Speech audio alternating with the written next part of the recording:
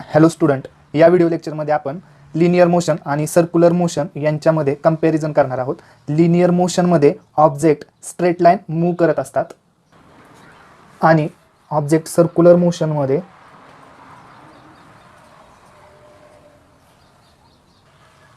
Object moves along circumference of the circle. Object moves along circumference of the circle. Linear मोशनमध्ये object straight line move होत असतात आणि circular मोशनमध्ये object moves along circumference of the circle. Okay, ज्यावेळेस object linear मोशनमध्ये असतात त्यावेळेस त्यांच्यामध्ये लिनियर डिस्प्लेसमेंट होत असतं. लिनियर डिस्प्लेसमेंट होत असतं.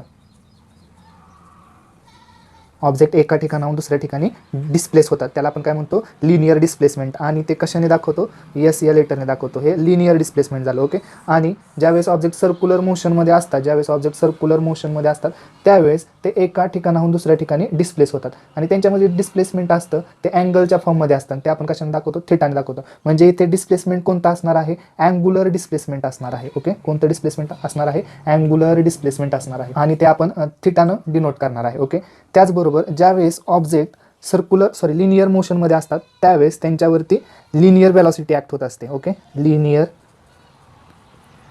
वेलॉसिटी ॲक्ट होत असते आणि त्याच्यासाठी आपण व्ही हे लेटर यूज करतो आणि त्याचा फॉर्म्युला काय असतो, V is equal to S upon T. म्हणजेच काय, linear velocity is the rate of change of linear displacement with respect to time. तसंच सर्क्युलर मोशनमध्ये ज्यावेळेस ऑब्जेक्ट असतात त्यावेळेस त्यांच्यावरती ॲक्ट होणारी वेलॉसिटी ही अँगुलर वेलॉसिटी असते. अँगुलर वेलॉसिटी असते आणि ती आपण ओमेगा या लेटरने दाखवतो आणि त्याचा फॉर्म्युला काय असतो, omega is equal to theta upon T. Angular velocity is defined as a rate of change of angular displacement with respect to time. आता इथे आपण पाहू शकतो की लिनियर मोशनमध्ये लिनियर डिस्प्लेसमेंट असणार आहे आणि ही फिजिकल क्वांटिटी ॲनॉलॉगस असणार आहे ज्यावेळेस ऑब्जेक्ट सर्क्युलर मोशनमध्ये असतील त्यावेळेस अँगुलर डिस्प्लेसमेंटला. म्हणजेच लिनियर डिस्प्लेसमेंट कशाला ॲनॉलॉगस आहे, लिनियर डिस्प्लेसमेंट कशाला ॲनॉलॉगस आहे, अँगुलर डिस्प्लेसमेंटला. त्याचबरोबर लिनियर वेलॉसिटी कशाला ॲनॉलॉगस आहे, अँगुलर वेलॉसिटीला. ओके, त्याचबरोबर आपण ॲक्सेलरेशन सुद्धा पाहू शकतो. ज्यावेळेस ऑब्जेक्ट लिनियर मोशनमध्ये असतात त्यावेळेस त्यांच्यावरती ॲक्ट होणारं ॲक्सेलरेशन हे लिनियर ॲक्सेलरेशन असणार आहे. त्यासाठी आपण ए हे लेटर यूज करतो आणि त्याचा फॉर्म्युला काय आहे, व्ही अपॉन टी. म्हणजेच काय, rate of change of velocity with respect to time. त्याचबरोबर ज्यावेळेस ऑब्जेक्ट सर्क्युलर मोशनमध्ये असतात त्यावेळेस त्यांच्यावरती जे ॲक्सेलरेशन ॲक्ट होणार आहे ते ॲक्सेलरेशन अँगुलर ॲक्सेलरेशन असणार आहे.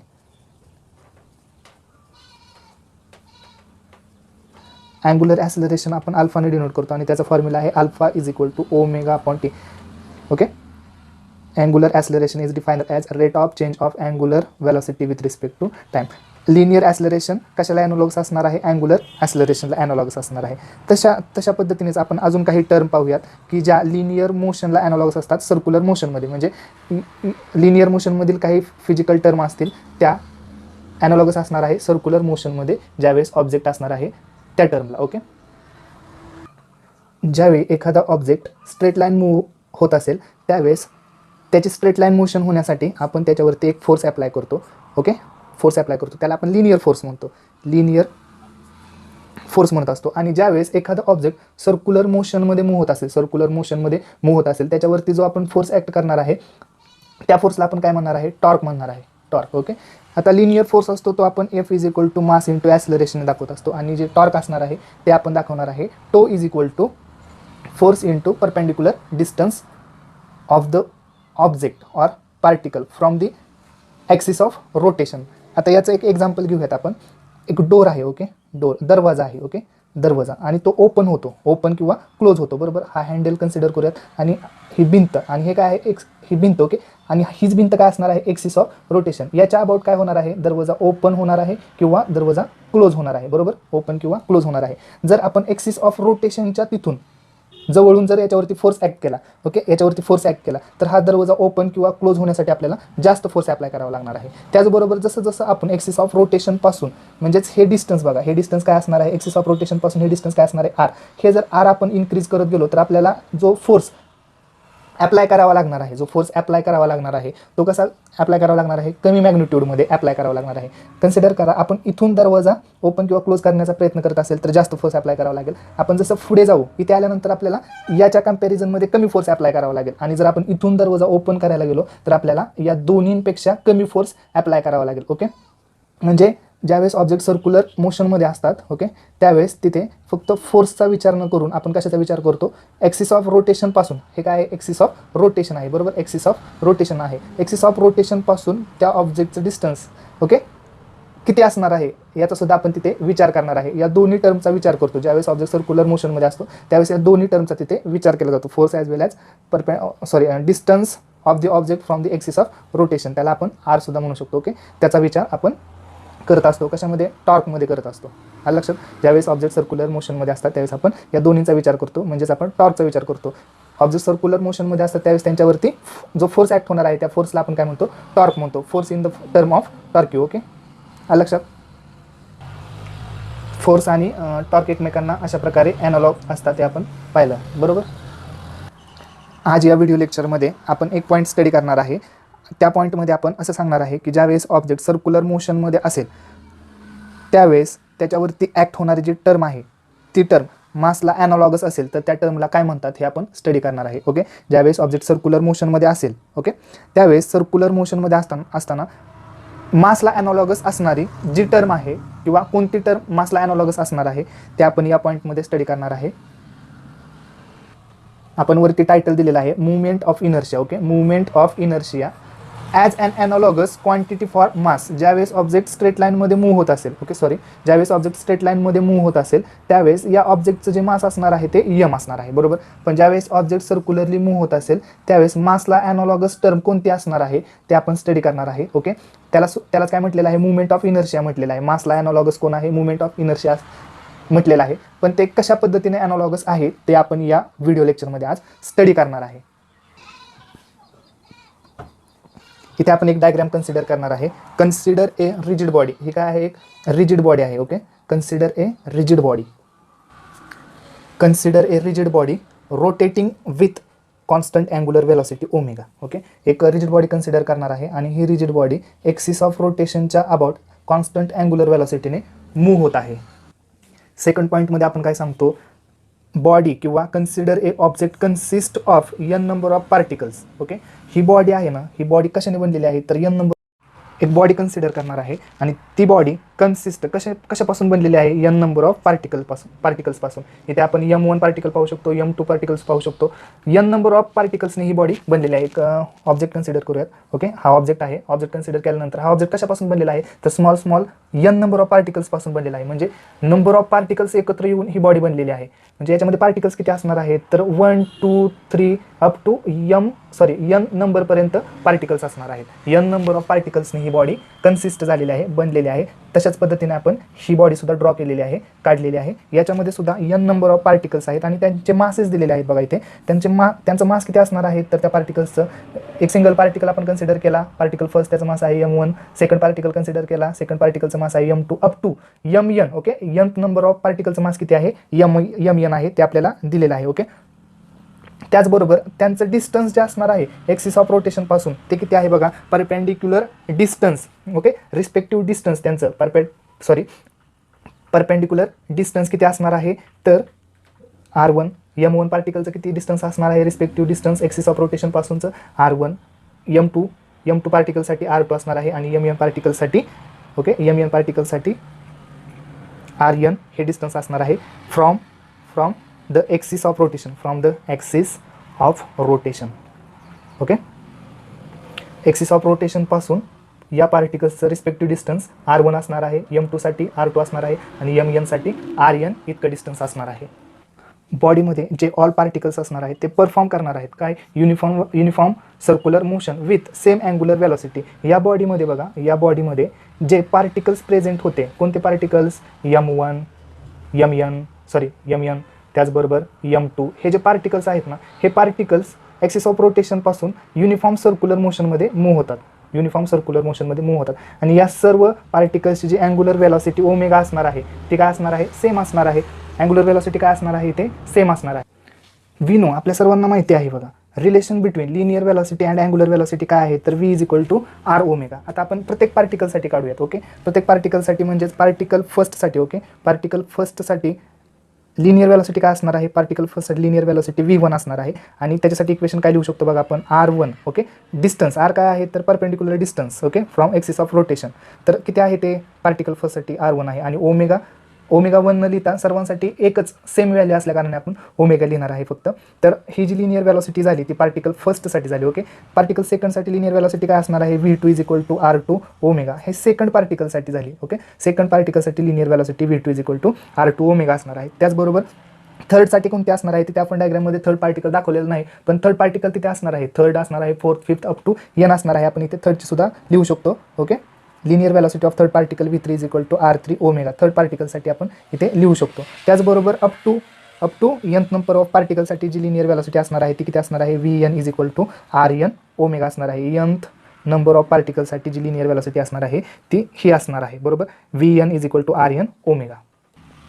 ट्रान्सलेशनल और linear kinetic energy of particles काय असणार आहे, कायनेटिक एनर्जीचा फॉर्म्युला काय आहे, लिनियर कायनेटिक एनर्जीचा फॉर्म्युला काय आहे तर सर्वांना माहिती आहे कायनेटिक एनर्जी आपण हाफ mv² न देत असतो. आता आपण कायनेटिक एनर्जी और ट्रान्सलेशनल कायनेटिक एनर्जी पार्टिकलसाठी फाइंड आउट करूया. पार्टिकल फर्स्टसाठी जी कायनेटिक एनर्जी असणार आहे ती किती असणार आहे, हाफ. मास किती आहे तिथे पार्टिकल फर्स्टच्या डायग्राममध्ये दाखवल्याप्रमाणे m1 आणि v1². ओके, v1² वेलॉसिटी किती असणार आहे, v1². आणि आपल्याला रिलेशन माहिती आहे, काय रिलेशन माहिती आहे, अँग्युलर वेलॉसिटी आणि लिनियर वेलॉसिटी मधलं v1 is equal to r1 omega. Okay, तर आपण kinetic energy for particle first असं सुद्धा लिहू शकतो, half m1 r1 omega. Okay, आता इथे स्क्वेअर असल्या कारणाने r चा स्क्वेअर आणि ओमेगाचा स्क्वेअर सुद्धा देणार आहे आपण, कारण v चा स्क्वेअर आहे. इथे आपण v चा स्क्वेअर केल्यानंतर r स्क्वेअर आणि ओमेगा स्क्वेअर सुद्धा इथे होणार आहे.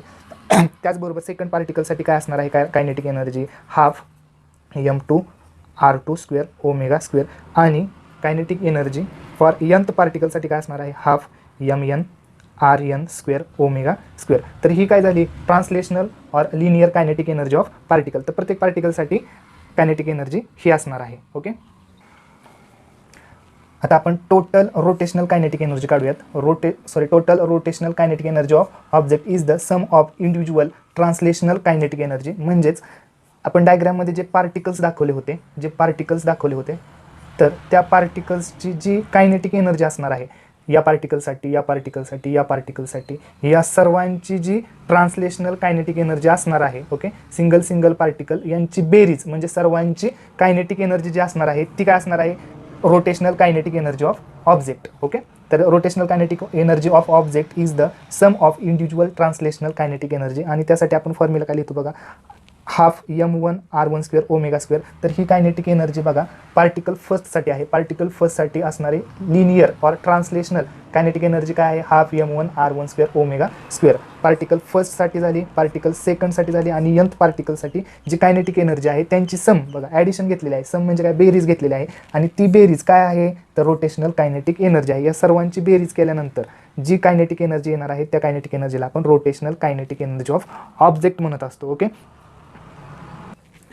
हा फॉर्म्युला आपल्याला काय देतो, rotational kinetic energy of object. Okay, तर पार्टिकल फर्स्टसाठी linear kinetic energy plus particle second आणि पार्टिकल थर्डसाठी जी ट्रान्सलेशनल कायनेटिक एनर्जी असणार आहे त्यांची बेरीज म्हणजेच काय, rotational kinetic energy of object. तर या इक्वेशनमधून आपण कॉमन टर्म साईडला काढूयात. कॉमन टर्म कोणते आहेत बघा, कॉमन टर्म कोणते आहेत तर हाफ कॉमन टर्म आहे. त्याचबरोबर ब्रॅकेटमध्ये मी काय लिहितो, m1 r1² plus m2 r2² plus up to mn rn² आणि ओमेगा स्क्वेअर सुद्धा काय कॉमन टर्म आहे ती, त्यामुळे मी ब्रॅकेटच्या बाहेर लिहितो. तर हाफ आणि ओमेगा स्क्वेअर या कॉमन टर्म आहेत त्या आपण ब्रॅकेटच्या बाहेर लिहिल्या. ओके, इथे मी आय हे लेटर लिहिलेलं आहे. आय म्हणजेच काय, movement of inertia. Okay, movement of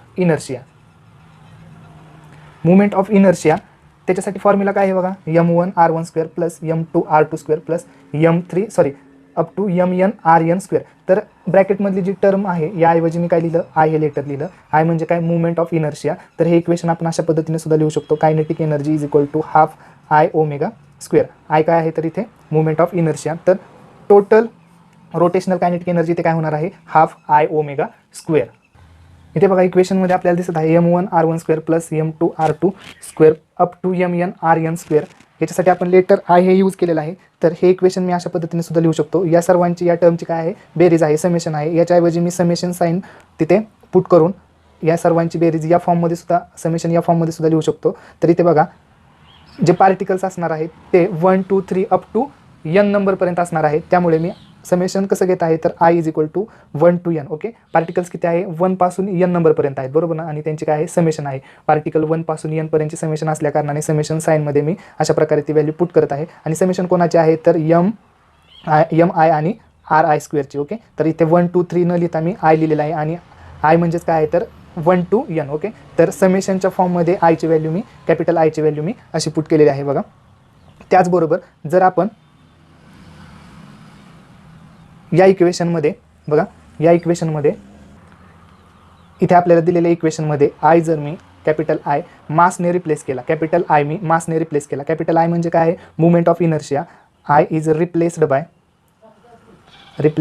bye small M म्हणजे मासने रिप्लेस केला. त्याचबरोबर ओमेगा अँग्युलर वेलोसिटी आहे, तो जर रिप्लेस मी व्हीने केला तर वरील कायनेटिक एनर्जीचं इक्वेशन काय होईल, कायनेटिक एनर्जीचं इक्वेशन काय होईल, हाफ आयच्या ऐवजी आय कशाने रिप्लेस केला, एमने रिप्लेस केला. आणि ओमेगा कशाने रिप्लेस केला, v². ओमेगा स्क्वेअर कशाने रिप्लेस केला, v². तर हा जर फॉर्म्युला आपण पाहिला तर हा फॉर्म्युला कशाचा दिसत आहे आपल्याला, ट्रान्सलेशनल कायनेटिक एनर्जीचा दिसत आहे. म्हणजेच या इक्वेशनवरून, या दोन इक्वेशनवरून आपल्या लक्षात येतं की इथे एम जो आहे ना, एम कशाने रिप्लेस केलेला आहे, किंवा एम ॲनालॉगस कशाला आहे, तर मुवमेंट ऑफ इनर्शियाला आहे. वरती आपलं टायटल काय आहे बघा, moment of inertia as an analogous. Analogous म्हणजे काय, त्याच्यासारखी सेम मुवमेंट ऑफ इनर्शियासारखी सेम फिजिकल क्वांटिटी कोण आहे, मास आहे. म्हणून आपण इथे रिप्लेस करून आपल्या असं लक्षात येतं की आय ॲनालॉगस आहे एमला, म्हणून आपण काय लिहितो, moment of inertia is an analogous quantity for mass. Okay, thank you student.